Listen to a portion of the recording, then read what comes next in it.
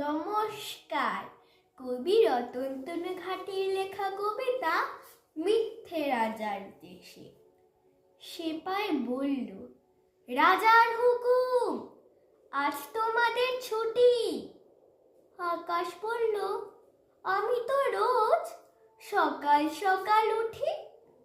গাছে পাতায় আলো মাখায়, নদীকে দি ঢেউ। সেপাই বলল, আজ থেকে সব করবে অন্য কেউ।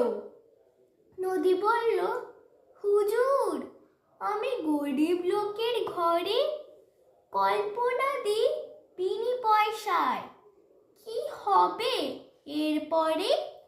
সেপাই বলল, রাজার আদেশ, খুব যে বুকের পাটা, খাল বিলেরা করবে সে কাজ, তোমারও নাম কাটা।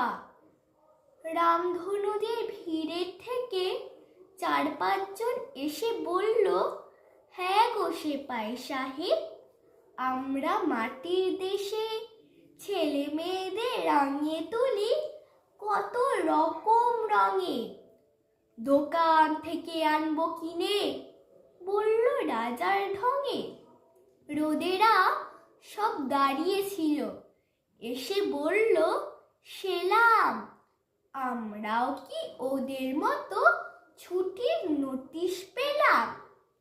সেপাই বলল, নতুন রানীর রং করেছ কালো, তাই তো তিনি বেজায় চোটে, চলে যাওয়াই ভালো।